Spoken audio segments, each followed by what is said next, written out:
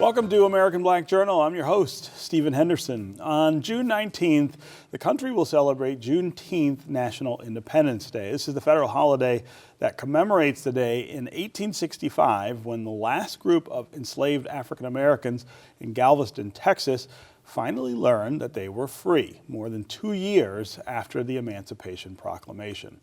The Charles H. Wright Museum of African American History is marking the holiday with a variety of activities. This year's theme is a day of freedom, culture, and community. Here to tell us more is President and CEO Neil Barclay. Welcome back to American Black Journal. Thank you, Stephen. It's great to be here. Yes, it's always good to see you. I think it will be hard to think of Juneteenth this year outside the context of all the things that are going on, in particularly in a national sense, that seek to roll back much of the progress, at least from a legislative and judicial standpoint, that African Americans have made since the 1960s. But in particular, the recent Supreme Court ruling about the Voting Rights Act and how it's applied, really wiping out much of the infrastructure that we have been using to wipe out centuries of discrimination before that, is to me just an incredible parallel with the idea of commemorating Juneteenth.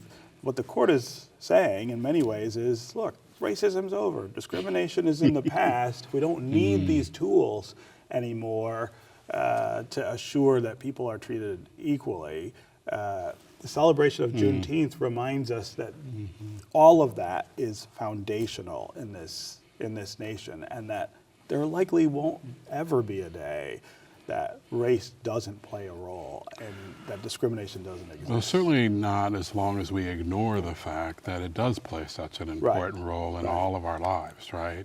This notion that disparate impact is not something that we should consider. How the law, how our jurisprudence affects people in the real world is what the Supreme Court now feels is not the way to look at these cases, just to look at them as based on merit, based on any number of other factors, some of which in and of themselves are also discriminatory. In the history of and race. so ingrained in the history of race, and are frankly reasons why the Voting Rights Act in this case was even put into place, right? Where some of the same tactics that we're now seeing today. So certainly as a historian, as an institution that really focuses on history, it's quite a kind of a shocking evolution of the law right now that we see.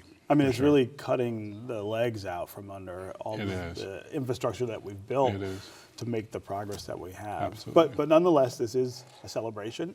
We should talk about but that. It also it brings up why voting is so important. Yes, too, right. That's and so many people that just don't vote, right?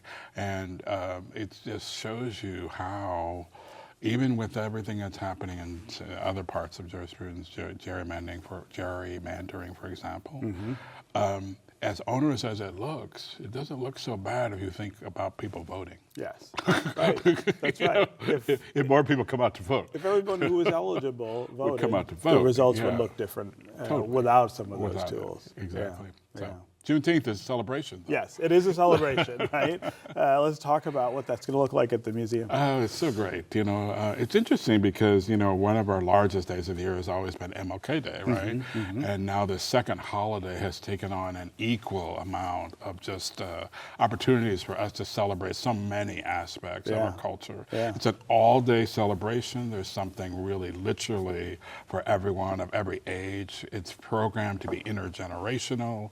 So there are, I'm sitting here looking at the list, there is everything from silent yoga in the rotunda, you know, to, you know, kids, to Jamon Jordan will be on hand, the official historian for Detroit, to really give us some of the context of the day. There's book giveaways, there's, you know, culinary heritage. We look at our, you know, our sort of food culture, you know, obviously in Galveston, that was a big deal and big in this celebration, you know, the food that was used to celebrate, and the legacy of food and health too, that we talk about some of those issues as well.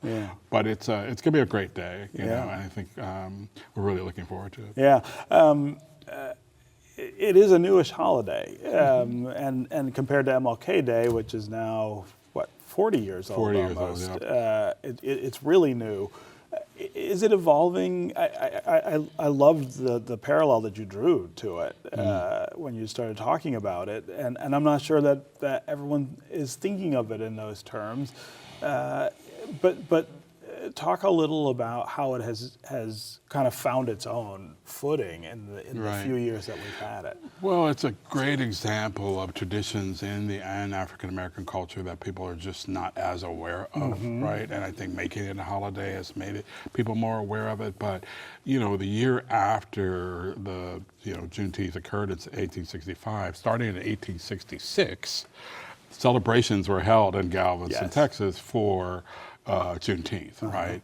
And as those celebrations went on, through the 20s and 30s, people coming from the north to the south, south to the north, right, and bringing those traditions, migration. Through the Great Migration, coming up to the north, they brought these traditions, right? And so, in many communities, Juneteenth is not a new celebration. What's new about it is it's now a national holiday, and more people outside of the African American community are becoming aware of this incident, how it happened, the history of it, and are celebrating with the African American communities. It's really extraordinary event. Right?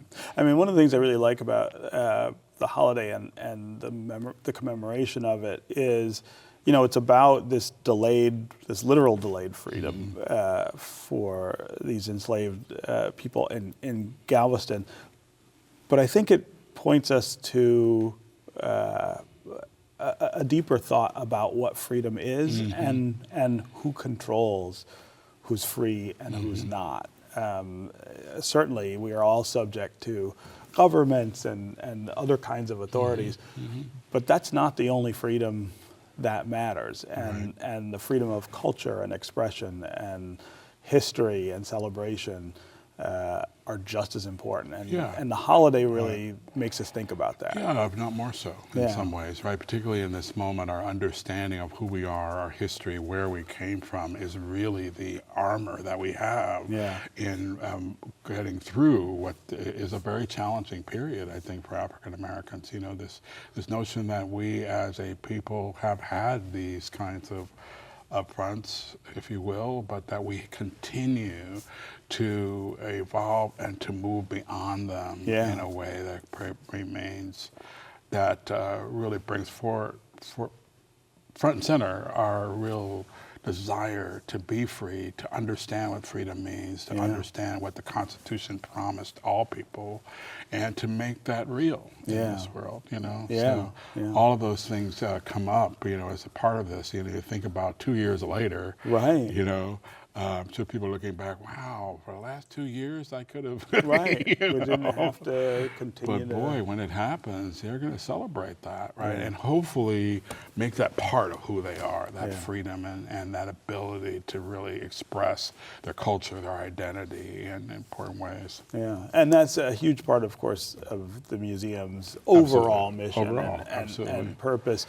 We've got a few minutes left. Talk just a little about the state of the museum, which I think is, I've said this to you before, much better since you came to town. There's a lot more, I think, hope and positive momentum coming out of it, but give us an update.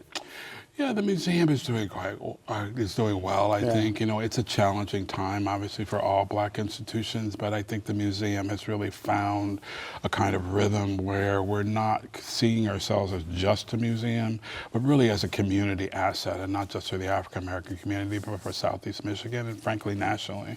And so that idea about our work has really led us to do things like the Wright conversations, where we brought in everybody from Nikki Giovanni to Benjamin Crump, folks that really have a lot to say about the present moment.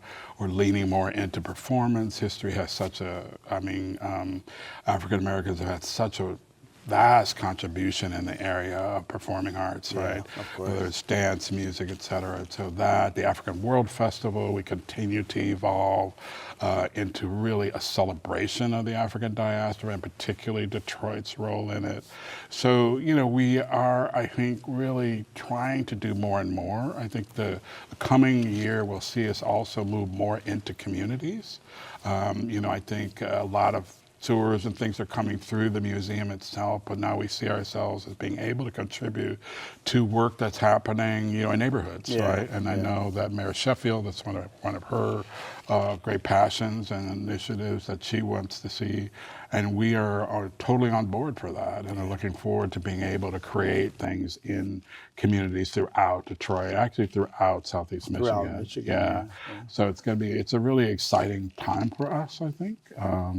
And the next season is pretty extraordinary. No, it gets better and better. It does. Yeah. Well, thanks for being here, and we look forward to Juneteenth. I do too. Yeah.